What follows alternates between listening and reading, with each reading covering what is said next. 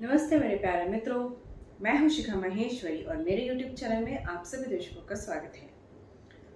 हमारा हिंदी का जो सामान्य व्याकरण होता है उसमें आप सबसे पहले सीखते हैं संज्ञा सर्वनाम और आज हम उसी के बारे में आपसे बात करेंगे।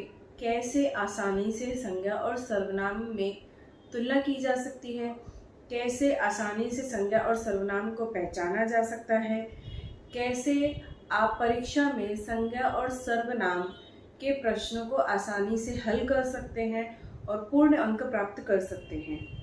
तो चलिए शुरू करते हैं। यहाँ पर संज्ञा किसे कहते हैं? किसी भी व्यक्ति, वस्तु, घटना के या व्यक्ति के नाम को संज्ञा कहते हैं।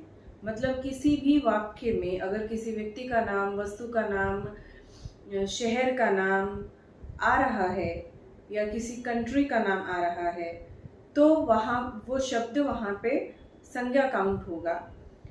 एंड मोस्ट इम्पॉर्टेंट, ध्यान सुनने लायक है कि जब हम उस संज्ञा के स्थान पर दूसरा जो शब्द प्रयोग करते हैं वो आपका सर्वनाम हो जाता है। संज्ञा के स्थान पर उपयोग में लाए जाने वाले शब्दों को सर्वनाम कहते हैं। अब जैसे राम पढ़ता है, राम संज्ञा हो गया, लेकिन जब हमें इसे सर्वनाम में कन्वर्ट करना है या हमें पहचानना है कि वाक्य में सर्वनाम क्या है तो राम की जगह आ जाएगा वह पढ़ता है। तो राम के प्लेस पर हमने लगा दिया वह, और जो वह शब्द है वो हो गया आपका सर्वनाम। तो इस तरीके से संज्ञा और सर्वनाम को आप इजीली पहचान सकते हैं और उसमें अंतर बता सकते हैं और आसानी से हल कर सकते हैं। और यहीं पर अगर आपको प्रश्न आ जाए कि संज्ञा से सर्वनाम में कन्वर्ट कीजिए या सर्वनाम से संज्ञा में कन्वर्ट कीजिए, तो आप लिख सकते हैं कि सीता चलती है। अब आपको इसका सर्वनाम में कन्वर्ट करना है तो हो जाएगा वह चलती है।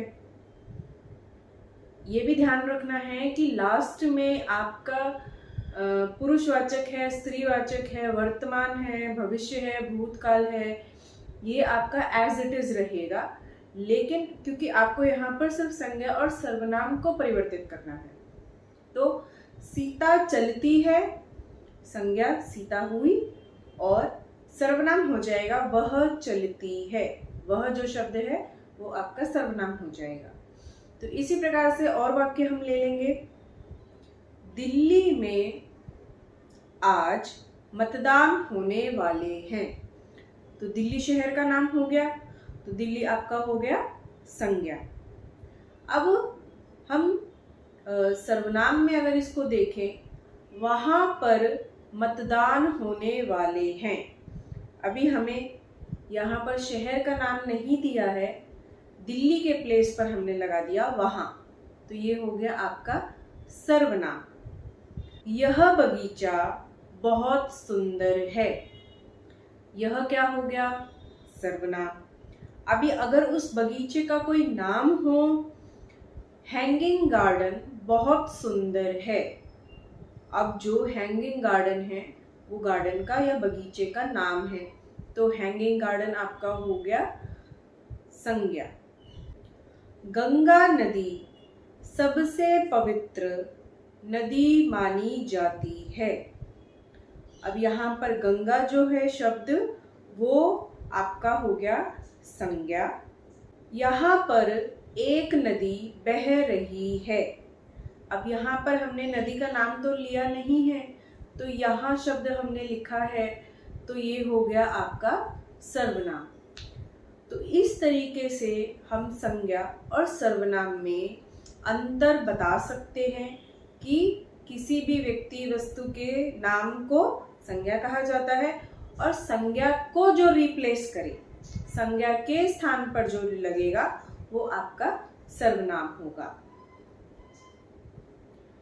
तो फ्रेंड्स, उम्मीद करती हूँ कि संज्ञा और सर्वनाम में डिफरेंस करना आपको आया होगा और संज्ञा और सर्वनाम को इजीली आप किस तरीके से एग्जाम में रिकॉग्नाइज कर सकते हैं, इसके क्वेश्चन आंसर सॉल्व कर सकते हैं और पूरे अंक प्राप्त कर सकते हैं। तो अभी आपको एग्जाम में ये दिक्कत अगर आती होगी तो अब से नहीं आएगी, ऐसा मेरा मानना है। सो फ्रेंड्स, वीडियो कैसी लगी ज़रूर बताइएगा, ज़रूर अपने अनुभव मेरे चैनल पर शेयर कीजिएगा और नोटिफिकेशन बेल पर भी क्लिक कीजिएगा ताकि आगे आने वाले नोटिफिकेशंस आपको समयानुसार मिलते रहे। अगर आपने चैनल सब्सक्राइब नहीं किया हो तो कर लीजिएगा और तब तक के लिए आपसे लेते हैं अलविदा। नमस्ते।